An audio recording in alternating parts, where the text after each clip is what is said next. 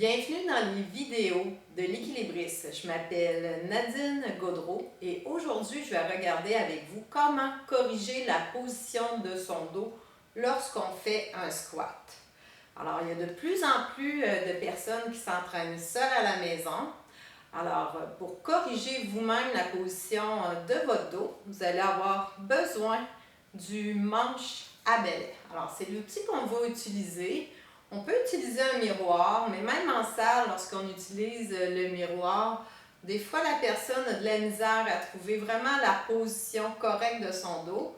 Le manche à balai est vraiment utile parce qu'il va vous donner des points de repère posturaux au niveau de votre dos, mais vraiment un ressenti aussi. Vous allez sentir, vous allez perdre le contact avec le manche de balai lorsque votre position ne sera pas correcte. Ça va être facile pour vous de le corriger.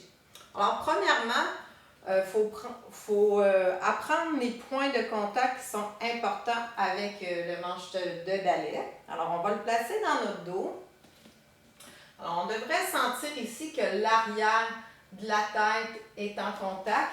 Déjà là, ça va peut-être vous paraître un petit peu moins naturel de venir appuyer la tête sur le manche ou sur un bâton. Ensuite, ici, au niveau des vertèbres thoraciques aussi, il va y avoir un appui.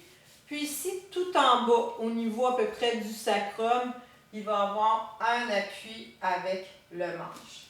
Donc, je vais vouloir garder ces trois appuis-là en tout temps avec mon manche.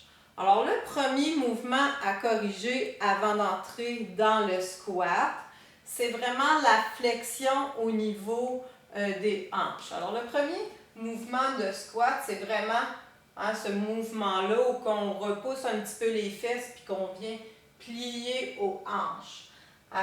Alors, avant même de penser de faire le squat de manière bien alignée au niveau du dos, il faut penser à être capable de faire notre flexion de hanche.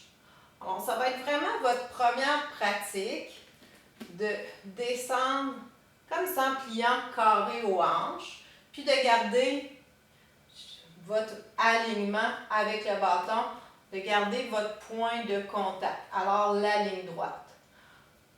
Alors, si pour l'instant, ce n'est pas possible pour vous de faire ça, je vous dirais de vraiment pratiquer ce mouvement-là. Plusieurs fois, pratiquez-le, puis après, revenez une autre journée, pratiquez-le jusqu'à temps que vous l'ayez. Une fois que vous avez cette flexion-là de hanche, alignée avec le bâton, là, on peut aller plier, aller faire notre squat, puis garder l'alignement au niveau du dos. Je vais juste déplacer mes mains là, pour que ça soit plus visuel, peut-être, pour vous. Pour garder. Alors, souvent, qu'est-ce qui arrive? Il arrive deux choses. Soit qu'on perd la tête, parce qu'on vient fléchir, alors on vient perdre la position de la tête. Soit qu'on perd le bas du dos, parce que là, on vient un peu arrondir.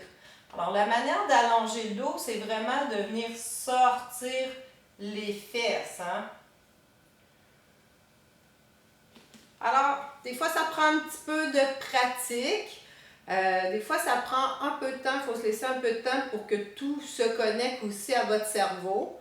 Surtout si ça fait des années que vous faites votre squat, peut-être pas dans la position exacte. Alors, cette position-là va vous permettre d'optimiser votre mouvement aussi, d'éviter de vous blesser. Dans la prochaine capsule, je vais regarder l'alignement des genoux. On a regardé vraiment au niveau du dos. Il ne faut pas oublier le bas du corps. Ça fait qu'on va regarder le bas du corps, puis on va regarder aussi comment se corriger soi-même à la maison. Alors, merci!